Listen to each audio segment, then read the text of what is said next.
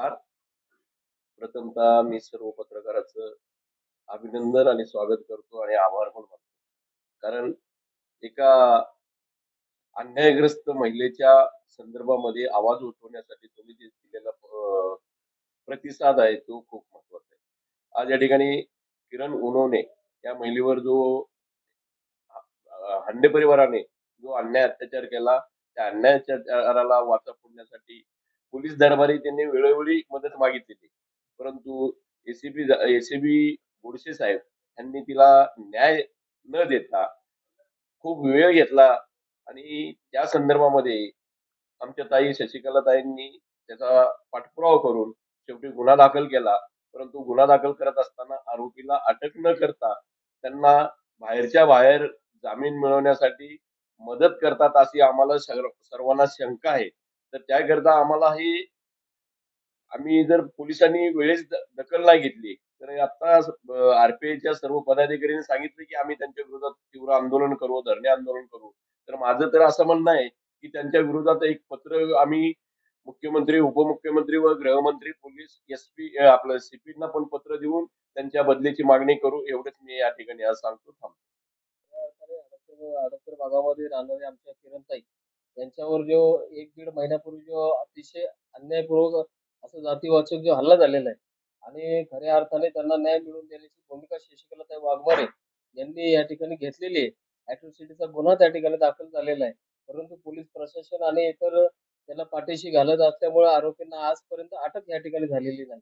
आमची रिपब्लिकन पक्षाच्या वतीने प्रमुख मागणी आहे, की जर या येणाऱ्या काही दिवसांमध्ये जर आपण या जर किरणताईला न्याय दिला नाही, तर आम्ही डी साहेबांच्या ऑफिस समोर धरणे आंदोलन अथवा आम्ही रस्ता रोको तीव्र पद्धतीने या ठिकाणी करू. एवढं या ठिकाणी मी सांगतो. तोपर्यंत आम्ही आंबेडकरी चळवळीतील सर्व कार्यकर्ते या ठिकाणी स्वस्थ बसणार नाही. किरणताईला या ठिकाणी न्याय मिळाला पाहिजे आणि जाता-जाता एवढंच सांगेल, की खऱ्या अर्थाने डॉक्टर बाबासाहेब आंबेडकरांनी भारतीय संविधान लिहित असताना महिलांना या ठिकाणी अभिव्यक्ती स्वातंत्र्याचा आणि सर्वांनाच या ठिकाणी बोलण्याचा, राहण्याचा अधिकार या ठिकाणी घटनेच्या माध्यमातून दिलेला आहे. कोणी कोणाच्या चारित्र्यावर शिंतोडे उडवण्याचं काही कारण नाही. कारण बाबासाहेबांनी प्रत्येकाला अभिव्यक्ती स्वातंत्र्य दिलेलं आहे, बोलण्याचं स्वातंत्र्य दिलेलं आहे, लिहिण्याचं स्वातंत्र्य दिलेलं आहे. जर आपण चळवळीत काम करत असताना आपणच जर अशा पद्धतीने वागणं माझ्यासारख्या कार्यकर्त्यांना बरोबर वाटत नाहीये. मी या ठिकाणी किरणताईंना या ठिकाणी न्याय मिळण्यासाठी सर्व जनतेला विनंती करेन, की आपण ताईच्या पाठीमागे या ठिकाणी खंबीरपणे थांबूया. जय हिंद. मी व्हिडिओ काढते. Instaवर माझे व्हिडिओ येतात. Instaवर येतं, Facebookला येतं.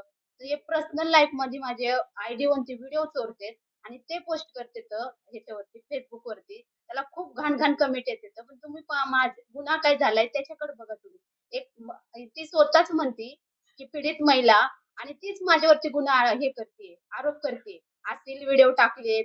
म्हणजे नाही का तिचे बोलण्याचे भाव, चेहऱ्यावरचे भाव, ते काय तिचे कपडे तुम्ही माझे कपडे, माझी राहणीमान नाही काढू शकत. माझ्या पर्सनल लाईफमध्ये त्यांनी दखल द्यायचीच नाहीये. ही म्हणजे नाही का त्यांच्या घरी येऊन तिने व्हिडिओ बनवला ह्यो घरात बसून. तर हे तू माझ्या पर्सनल लाईफमध्ये का दखल देते? तुला आठवले साहेबनी पद कशाचं दिलंय? मुलींना सुरक्षा द्यायची. का मुलींची इज्जत रस्त्यावर काढायची पद दिलंय हे? माझी मागणी ही आहे आठवले साहेबांकडे, की तिला पद कशाचं दिलंय? तुम्ही मुलींची इज्जत कसं काय रस्त्यावर काढू शकता? हां? मुलींची पर्सनल लाईफ तुम्हाला काढायचा अधिकार कोणी दिला? तिचे कपडे कसे, तिचे हावभाव कसे, ती राहती कशी, ती कुठे राहते, तिची चौकशी करा, हे करा, ते करा. हे बोलायचा संबंध काय येतो? पोलिसांकडून अन्याय ह्यो झालाय, की तुम्ही गुन्हा दाखल करून तुम्ही आरोपीला अजून अटकच केली नाहीये. 2 ते 2.5 महिने होत आले सर. तुम्ही 2 महिन्याच्या नंतर गुन्हा दाखल केला. गुन्हा दाखल झाल्याच्या नंतर एफ-आय-आर वगैरे सगळी झाली. 8-10 दिवस झाला आता एफ-आय-आर होऊन 10 ते 15 दिवस. तरी पण तुम्ही आरोपी मोपकारून हिंडत आहेत आणि आरोपी वाटेल तेवढे माझ्यावरती म्हणजे फिर्यादाला ते त्रास देतात. आमच्याच ह्याच्यातली एक महिला आहे, संगीता आटले म्हणून. ती पुढच्या आरोपींच्या घरी जाते. आरोपींच्या घरी जाऊन तिने मला मदत करायची सोडून ती आरोपींना मदत करते. ती त्यांच्या समोर जाऊन, त्यांच्या घरात जाऊन माझ्याबद्दल व्हिडिओ बनवते. व्हिडिओ बनवते, त्यांना सपोर्ट करते. तिने मला सपोर्ट करायचं, तर ती त्यांच्याच घरात जाऊन माझंच हे करते. मग मला ती म्हणजे माझी मागणी एवढीच आहे, की ती आपल्या जातीची महिला आहे संगीता आटले. तर तिने माझ्यावर जो अन्याय झालाय, तो तिने हे करायचं ना. तिने आरोपीला मदत करायलाच नाही पाहिजे. म्हणजे मला केस माघारी घ्यायसाठी ते म्हणजे नाही का माझ्याकडे पैसे येतात. पैशाची मला लालच देतात. पुन्हा माघारी घे म्हणून. माझे सोशल मीडियावरती असेच व्हिडिओ सोडतात आणि खूप घाणेरडे आरोप करतात माझ्यावरती ते. हे हांडे फॅमिली, गोगावले फॅमिली, ते राणी हांडे, अ, प्राजक्ता हांडे, परत श्रद्धा गोगावले, ते श्रद्धा हांडे, राज्यश्री हांडे, हे सगळी फॅमिली मिळून संगीता आठवले यांना हाताशी धरून ते माझ्या म्हणजे नाही का मला गुन्हा माघारी घे असा दबाव टाकतात माझ्यावर. ते आता फक्त माझे सोशल मीडियावरचे व्हिडिओ काढतात, चोरतात आणि ते मीडिया हे करतात, WhatsAppला सोडतात. त्याच्याबद्दल माझ्यावरती दबाव येतो. म्हणजे माझ्या चारित्र्यावर त्यांनी संशय घेतला. कोणी माणसं लावणं घरी, तिच्या अशा अशा माझी मागणी एवढीच आहे की आरोपीला पटकन अटक करावी. मी किरण पुनवली त्या महिलेला कोणीतरी नाव दिलं माझं की वाघमारे ताईंकडे जा. तिचं काही तर हडपसर काळेपडळ पोलीस स्टेशनला गुन्हा नोंदलाच नाही तिचा. 8 दिवस झाले ती फिरत होती. तर कुणी तर सांगितलं की बाई तू जा ताईंकडे आणि त्यांना सांग परिस्थिती सगळी. ती माझ्याकडे आले. आल्यानंतर मी पोलीस स्टेशनला गेले आणि पाटील साहेबांना म्हणलं, साहेब हा गुन्हा का नाही नोंदला? 8 दिवस झाले. हा जातीवादीचा गुन्हा आहे. तिला तिच्या अंगावर मारहाण झाली, ती बेशुद्ध पडली, तिला दवाखान्यात नेलं, फार काही प्रकार झाला. तर सर काय म्हणाले, ताई आम्ही गुन्हा दाखल केलाय, तो एसीपी कडे पाठवलाय, तुम्ही एसीपी कडे जावा. एसीपी कडे गेल्यानंतर काय नाव? गोडसे एसीपी त्यांच्याकडे गेले. त्या ऑफिसमध्ये गेल्यानंतर साहेब नव्हते, त्यांचे काही कर्मचारी होते. त्यांनी सांगितलं की आमच्याकडे काही कसला गुन्हा आला नाही आणि कुठल्या प्रकारचा गुन्हा आम्ही बघितला आलाच नाहीये पोलीस स्टेशनला. आल्यानंतर ताई आम्ही तुम्हाला कळवतो. आम्ही बाहेर पडायला आणि तेवढं ते लेटर आलं. परत मॅडमनी बोलून घेतलं, हिची माहिती घेतली. तुलाच का शिव्या दिल्या? तुलाच का जातीवरनं बोललं? तर तिच्याशी चर्चा केली. त्याच्यानंतर त्या काय म्हणाल्या, उद्या गोडसे साहेब येणार आहेत एसीपी, मग तुम्ही एसीपीशी चर्चा करा. मग मी म्हणाले बरं. मग दुसऱ्या दिवशी आम्ही वकील साहेब, मी आणि की गेलो. गेल्यानंतर गोडसे साहेबांची चर्चा केली, साहेब असं असं आहे. तर साहेबांनी ती व्हिडिओ बघितली. ताई ठीक आहे, मी एवढ्या 2-3 दिवसात गुन्हा दाखल करतो. असं बोलल्यानंतर आश्वासन दिल्यानंतर मी बाहेर आले. बाहेर आल्यानंतर हिचा काही गुन्हाच दाखल व्हायना. 1 महिना झाला, 2 महिने झाले, गुन्हा काही दाखलच व्हायना. आता होतो नंतर होतो असं चाललं. तर ही मला वरच्यावर फोन करायची, ताई माझा गुन्हाच दाखल नाही झाला, काय झालं काय माहित. मग मी गोडसे साहेबांना फोन करायचे. शेवटी त्यांनी गोडसे साहेबांनी मला 2 महिन्यांनी सांगितलं की उप-आयुक्त शिंदे साहेब त्यांच्याकडे तपासाला मी दिलेला आहे. मॅडम तुम्ही तिथे जावा. त्यांचं माझ्याकडे रेकॉर्डिंग पण आहे एसीपीचं. असं बोलल्यानंतर मग मी त्यांचा विषय तिथं सोडून शिष्टमंडळ घेऊन उप-आयुक्तांकडे शिंदे साहेबांकडे बसलो. शिंदे साहेबांकडे बसलो तर शिंदे साहेबांना म्हटलं, सर तुमच्याकडे गुन्हा आलाय, 2 महिने झाले तुम्ही. मग सरांनी मला दाखवलं की 3 दिवस झाले माझ्या टेबलावर हा गुन्हा आला. आतापर्यंत गोडसेंनी माझ्याकडे पाठवलं. मग त्यांनी सगळी पार्श्वभूमिका त्यातली वाचून दाखवली. सगळी हिच्या विरुद्धच होती.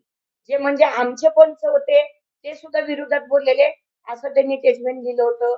परत शाळेतले होते ते पण विरुद्धच म्हणून त्यांनी लिहिलं होतं सगळं. तर साहेब म्हणले, हो का ताई असं आहे. स्वतः उपायुक्तांनी हे सगळं वाचून दाखवलं. मी म्हणलं हे आम्हाला पटलं नाहीये. हा हा जो सत्य गुन्हा दाखल आहे तो त्याच्यामध्ये नाहीये. मग आम्हाला कसा पाहिजे, आम्ही जे आमचे लोक सांगितले. परत साहेबांनी विचारलं, परत तुमची हे करतो. त्याच्यानंतर एसीपींना फोन लावला. एसीपींना सांगितलं, काय रे ते ताईंची तक्रार आहे, 2 महिने लावले गुन्हे दाखल वगैरे असे काय. तर साहेब त्यांच्याशी चर्चा केली. मी तेवढ्यात मोठ्या आवाजात बोलले की आम्हाला हे एसीपी नको, आम्हाला दुसरे एसीपी द्या. नंतर सगळं तयार झालं त्यांचं. शिंदे साहेबही म्हणाले ओके म्हणाले. मग आमच्याकडून अर्ज लिहून घेतला शिंदे साहेबांनी की एसीपी चेंज व्हावं म्हणून. की 2 महिने गोडसे साहेबांनी तपास केला नाही. मग त्याच्यानंतर आम्ही आलो. दुसऱ्या दिवशी एसीपी ऑफिस मधनं, गोडसे साहेबांच्या ऑफिस मधनं कोण होते, काळेपडळला लिंबाळकर म्हणून अधिकारी आहेत, त्यांनी आम्हाला बोलवलं. तिला गुन्हा त्यावेळेस दाखल झाला. 2 महिने म्हणजे 10 तारखेला गेल्या महिन्यात गुन्हा दाखल झाला. त्याच्यानंतर एसीपीचे गोडसे साहेबांचे अधिकारी येऊन शाळेमध्ये पंच केला. शाळेमध्ये लोकांची माहिती विचारली. शाळेतल्या सगळ्या लोकांना विचारलं परत अजून कोण आल्या होत्या मॅडम त्या कांबळे मॅडम होत्या. अजून एक लेडीज पण पाठवली होती त्यांनी कांबळे मॅडम. अशा 2-3 लोक येऊन तिथे पंच करून गेल्या. तो पंच झाल्यानंतर परत 1 महिना त्यांनी टाळाटाळ केली. आरोपी मोकाट फिरतात आणि आरोपीला अजून सुद्धा अटक झाली नाही. राहिला प्रश्न, मला एकच म्हणायचं की महिलांना किती त्रास द्यायचा. जर का न्याय मागायसाठी आम्हाला रस्त्यावर उतरायला लागेल. जेव्हा मी आंदोलनचं लेटर लिहिलं, जेव्हा मी मीडियाला तिला उभा केली, मी राहिले, त्याच्यानंतर त्यांनी तो गुन्हा दाखल केला आणि काल तिची जबाब परत तिथं लष्कर कोर्टामध्ये घेतल्या गेले. ते आरोपी फरार आहे. त्या आरोपींना पटकन या लेडीजला अटक करावं हीच माझी मागणी आहे. आरोपींना अटक नाही केलं तर मी धरणे आंदोलन करणार आहे उपायुक्तांच्या इथे. प्रत्येक तिचे जे व्हिडिओ ते सगळे हे करायचे आणि प्रत्येक गोष्टीला ज्या वेळेस शाळेत असताना खरोखर जो अन्याय झाला त्या अन्यायाला आज जगभर एका महिलेला थोडं काय झालं की अख्खं महाराष्ट्र पेटून उठतं. पण आज ती बी एक गरीब आणि दलित महिला आहे आणि तिला जे अन्याय झाला तर महाराष्ट्रातल्या सर्व महिलांनी उभं राहिलं पाहिजे. तर आज ती वाघमारे ताईंकडे आल्यामुळं तिला खरोखर न्याय मिळाला. नाहीतर आज ही मुलगी तिला मानसिकता इतकी झालेली आहे आणि मानसिक त्रास खूप झालेला आहे तिला. त्याच्यामुळं माझं एवढं म्हणणं आहे की ज्या कोणी असेल की बाकीच्यांना पाठीशी नाही घातलं पाहिजे आणि त्या गुन्हेगारांना ज्यांनी तिच्यावर अन्याय केलाय त्यांना खरोखर शिक्षा मिळली पाहिजे. आणि ते इकडे तिकडे पळत असेल तर ते पळताना बाकीचे जे पाठीशी घालतात महिला आपल्याच कार्यकर्त्या जर आरपीआयच्या एका पक्षात असेल, एक पक्षात महिला न्याय देते आणि दुसऱ्या पक्षातली महिला आरोपींना न्याय देते. मग पक्षात एकत्रपणा नसल्यामुळं हे खरं चुकीचं आहे. सगळ्यांनी मिळून या महिलेला न्याय दिला पाहिजे.